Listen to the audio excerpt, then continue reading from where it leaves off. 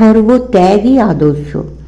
সকলেরই মনে রাখতে হবে যে সর্বত্যাগ হচ্ছে জীবনের আদর্শ। সংসারীরও তার জন্য প্রস্তুত হচ্ছে। যে সংসার ত্যাগী সেও তার জন্যই প্রস্তুত হচ্ছে। যে ত্যাগী সে যদি সেই চেষ্টাতে পূর্ণ সফল নাও হয়, তবু সে একটা উচ্চ আদর্শকে অনুসরণ করে চলছে।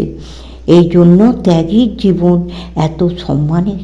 স্বামীজির মতো লোকও স্পষ্ট করে বলছেন যে সাধু হয়েছে, একটা উচ্চ আদর্শ নিয়ে সে সাধু হয়েছে। জীবনে একটা নতুন পথ অন্বেষণ করে চলা, গতানুগতিকতাকে পরিহার করে চলা, এটা কম কথা নয়। খুব দৃঢ় একটা সংকল্প না হলে মানুষ তা করতে পারে না। সুতরাং সে যদি এই সংকল্পে সিদ্ধ নাও হয়, তাহলেও সে চেষ্টা করেছে, এই জন্য তাকে সম্মান দিতে হবে। আর একজন গৃহস্থ, সে হয়তো ভালো লোক, কিন্তু ভালো লোক হলেও ত্যাগের আদর্শ তার জীবনকে প্রভাবিত করতে পারেনি, সেই জন্য সে সংসারী। সুতরাং তাকে সম্মান করা হবে ভালো লোক বলে, কিন্তু একজন সাধুর চেয়ে তাকে উচ্চ স্থান দেওয়া যায় না। আবার শাস্ত্রে এমনও বলা হয়েছে যে সংসারশ্রম হচ্ছে অন্য সব আশ্রমের আধার। কারণ সংসারশ্রম অন্য সব আশ্রমকে পালন করছে।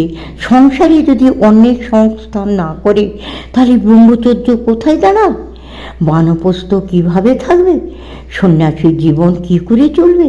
কাজে 4 আশ্রমের ভিত্তি হলো এই সংসারাশ্রম। কিন্তু ভিত্তি মানে সেটাই যে শীর্ষ তা নয়। তবে গৃহস্থেরও উচ্চ আদর্শ সম্বন্ধে সচেতন থাকতে হবে। তাদেরও মনে রাখতে হবে যে ত্যাগের আদর্শ আরও উচ্চ, যা আমরা অনুসরণ করতে পারিনি, করার উপযুক্ত নই। কিন্তু যারা সেই আদর্শ অনুসরণ করে চলেছে, তাদের চলার পথে আমাদের সাহায্য করা দরকার। এই জন্য শাস্ত্রে বলেছেন সংসারাশ্রম হচ্ছে চতুরাশ্রমের অপর 3টি আশ্রমের ভিত্তি, পায়া। তবে ভিত্তি বলে একে শ্রেষ্ঠ বলা চলবে না, তাহলে উচ্চ আদর্শ লুপ্ত হয়ে যাবে। এ প্রসঙ্গে একটা কথা মনে পড়ছে। একবার একজন গৃহস্থ ভক্তের ছেলে সাধু হতে চায়। ভক্তটি আমাকে ধরেছেন তার ছেলেকে বোঝাতে হবে যে সন্ন্যাস অপেক্ষা সংসারাশ্রমে সেও। আমি বললাম, আমি যদি ছেলেকে বলি সংসারাশ্রমেও আদর্শে পৌঁছানো যায়, ত্যাগের দ্বারাও আদর্শ পৌঁছানো যায়, তাহলে হবে তো? তিনি তাতে খুশি নন। তাহলে তো দুপথই খোলা হয়ে গেল। ছেলেকে বোঝাতে হবে যে ত্যাগের আশ্রমের চেয়ে সংসারাশ্রম শ্রেষ্ঠ। রাত 12টা অবধি এই নিয়ে আমাকে বোঝাচ্ছেন। তারপরে আমি বললাম, দেখুন, আপনার ছেলেকে এই কথা বোঝাতে হলে আমাকে সন্ন্যাস ত্যাগ করে বোঝাতে হবে। তখন তিনি চুপ করে রইলেন। বুঝলেন যে অতটা বলা সম্ভব নয়। আমরা বলবো এক আর করবো আরেক, তা বললে তো হবে না।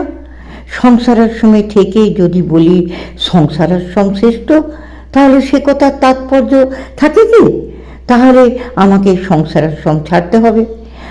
আর তার বিপরীত ক্রমে সংসারী যদি ত্যাগীর জীবন শ্রেষ্ঠ বলে, তাহলে তাকেও কি সংসারাশ্রম ছাড়তে হবে? না, সে বলবে ওই ত্যাগের আদর্শে সংসারে থেকেও পৌঁছানো যায়। ঠাকুর তাই বলেছেন, তোমাদের অন্তরের ত্যাগ সকলেরই তো দরকারি। অন্তরে ত্যাগই হলো আসল ত্যাগ, এ কথা সকলে জানেন। কিন্তু যারা ত্যাগের জীবনযাপন করছেন, তাদের জন্য অন্তরে বাইরে ত্যাগ।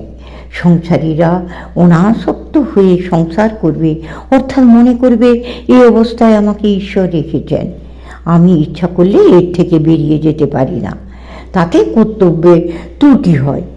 এই জন্য বলছেন তোমাদের অন্তরে ত্যাগ। কর্তব্যে ত্রুটি করে তুমি সংসার ছেড়ে যেতে পারো না। সমাপ্ত।